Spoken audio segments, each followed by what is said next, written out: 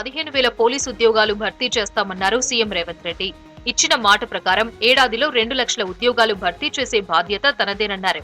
LB స్టేడియంలో 6,956 మందికి staff nurse నియామక పత్రాలు అందజేశారు సీఎం. త్వరలోనే టీఎస్పీఎస్సీ ద్వారా ఉద్యోగాలు భర్తీ చేస్తామని ప్రకటించారు. ఈ రోజు ఉన్న ఇబ్బందులను అధిగమించి ఇక్కడ 6,956 మంది తెలంగాణ నిరుద్యోగ యువకులకు విద్యార్థులకు ఉద్యోగ అవకాశాలు ఈ ప్రభుత్వం కల్పిస్తే ప్రధాన ప్రతిపక్ష నాయకుడిగా మనస్ఫూర్తిగా ఈ ఆడబిడ్డలను ఆశీర్వదించకపోతే నీకు ఆ ప్రధాన ప్రతిపక్ష పాత్ర కూడా దండగా అని చెప్పి ఇక్కడ ఉన్న వాళ్ళు అనుకునే ప్రమాదం ఉంది. చంద్రశేఖరరావు గారు, ఒక పక్కన మేము వీళ్ళకు ఉద్యోగాలు ఇవ్వడానికి ప్రయత్నం చేస్తుంటే, అడ్డంకులను తొలగించి ముందుకు వెళ్ళాలని ఆలోచన చేస్తుంటే, ఇంకొక పక్కన నీ అల్లుడు ఈరోజు ప్రభుత్వం మీద వీళ్ళకు ఉద్యోగాలు ఇవ్వాల్సిన అవసరం లేదన్నట్టుగా మాట్లాడుతుండు. మీరైనా పిలిచి మీ అల్లుడికి గడ్డి పెట్టండి. తెలంగాణ ఉద్యమంలో లక్షలాది మంది నిరుద్యోగుల పాత్ర ఉందన్నారు సీఎం. నిరుద్యోగుల త్యాగాల పునాదులపై ఈ రాష్ట్రం ఏర్పడిందన్నారు.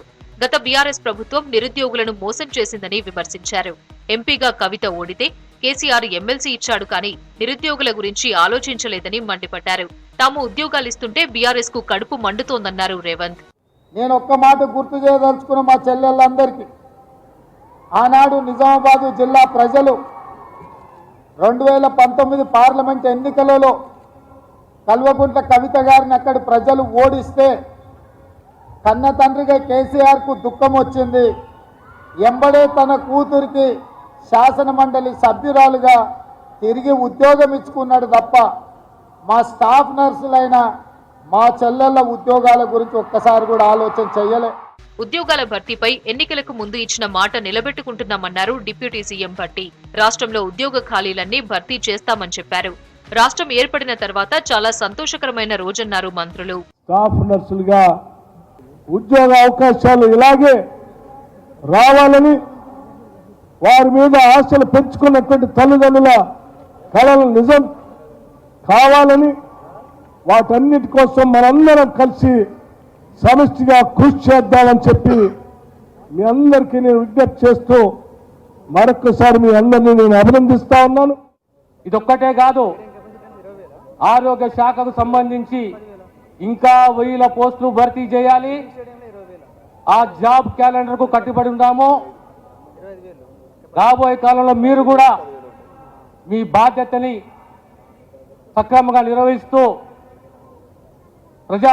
ప్రజలకు సేవ చేస్తూ మనల పొందుతారని చెప్పి ఆశిస్తూ దీవిస్తూ ప్రజా సంక్షేమానికి ప్రభుత్వం కట్టుబడి ఉందన్నారు మంత్రులు. ప్రభుత్వంపై సద్విమర్శలను స్వీకరిస్తామన్నారు. మన ముఖ్యమంత్రి గారి నాయకత్వంలో మేమందరం టీం మెంబర్స్ గా మీకు అండగా ఉంటామని తెలియజేసుకుంటూ, మీ అందరూ కూడా బెస్ట్ విషయం తెలియజేసుకుంటూ, మీ అందరూ కూడా పేదవారికి సేవ చేసే డాక్టర్లను దేవులుగా అయితే మీరు వాళ్ళకు అత్యంత ఆప్త దగ్గర ఉండి చూసుకునే వాళ్ళు మంచి పేరు తెచ్చుకోవాలని, పేదవారికి సేవ చేయాలని తెలియజేసుకుంటూ, సంవత్సరానికి 6 లక్షల రూపాయలు ప్రభుత్వ పరంగా రెమ్యూనరేషన్ వస్తుంది అంటే దగ్గరికి ఐఏఎస్ చేసిన వాళ్ళ ఉద్యోగాల కంటే సగం మీదే బాధ్యత అని చెప్పి కూడా మీకు ఈ సందర్భంగా మనం చేస్తున్నాం.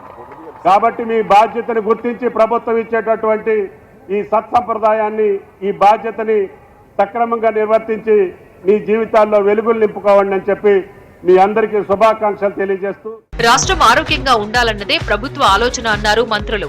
విద్య, వైద్యంతో పాటు సంక్షేమంపై దృష్టి పెట్టామన్నారు. రోగికి 24 గంటలు అందుబాటులో ఉండేది నర్సులేనన్నారు. అధికారంలోకి వచ్చిన కొద్ది రోజుల్లోనే ఉద్యోగాల భర్తీ ప్రారంభించామన్నారు.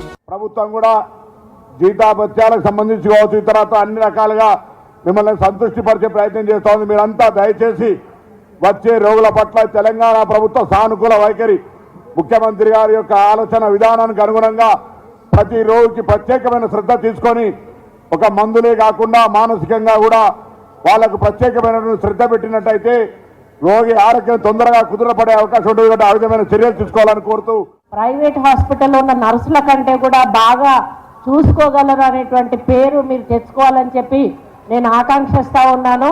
కాబట్టి మీకు దేవుడిచ్చిన గొప్ప అవకాశం. ఈరోజు తెలంగాణ రాష్ట్ర ప్రభుత్వం తరఫున రేవంత్ రెడ్డి గారు, దామోదర్ రాజనరసింహ గారు ఇచ్చినటువంటి గొప్ప అవకాశాన్ని మీరు వినియోగించుకొని మీ విధులు బాగా నిర్వహించి మంచి పేరు తెచ్చుకోవాలని కోరుకుంటూ స్టాఫ్ నర్సులకు నియామక పత్రాలు అందజేయడం వల్ల వేలాది కుటుంబాలకు మేలు జరుగుతుందన్నారు మంత్రులు.